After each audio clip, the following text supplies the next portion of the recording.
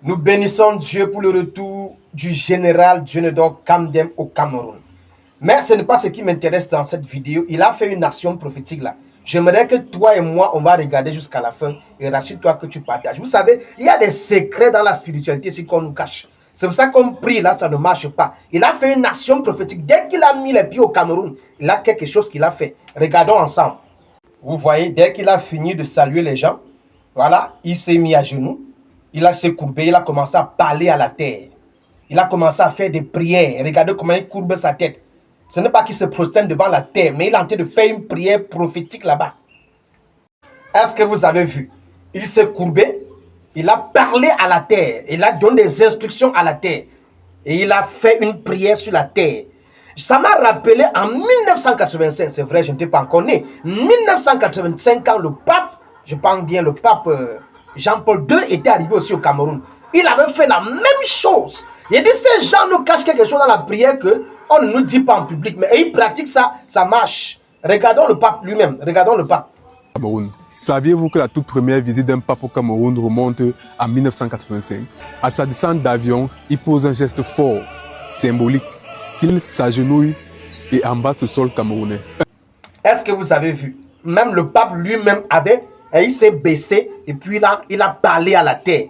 Il a fait des prières sur la terre. Et ça me rappelle dans la Bible le jour qu'il y avait une dame qui avait été condamnée à mort par la loi juive. Et les gens sont venus dire à Jésus, toi, qu'est-ce que tu dis? Parce qu'il faut qu'on la lapide.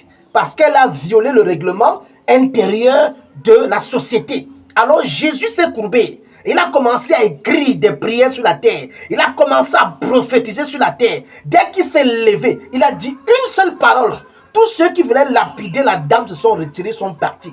Ça veut dire que si tu pries et que tu n'as pas l'habitude de parler à la terre, il y a des choses qui ne vont pas se passer dans ta vie. La dame là, c'était un arrêté de mort spirituelle, arrêté de mort physique contre elle. C'est la prière sur la terre qui a stoppé la mort sur sa vie. Ça veut dire que parfois quand la mort spirituelle est derrière tes finances, la mort est derrière ton mariage, tu dois apprendre à parler à la terre. Quand tu arrives dans un pays où tu ne t'en sors pas, tout est verrouillé, tu dois apprendre à parler à la terre.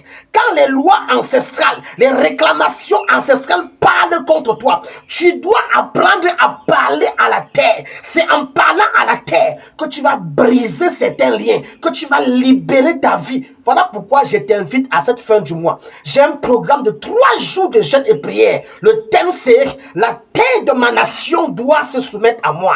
La terre de ma nation doit vomir mes bénédictions. La terre de ma nation doit me bénir. Quel que soit dans quel pays où tu es, je t'invite à la fin du mois. Tu viens, on va faire 3 jours de jeûne et prière. On va parler à la terre. Et cette situation sera débloquée. Si tu veux participer, va sur ma biographie. Clique sur le lien qui est là-bas. Écris, je veux participer au jeûne. Partageons la vidéo.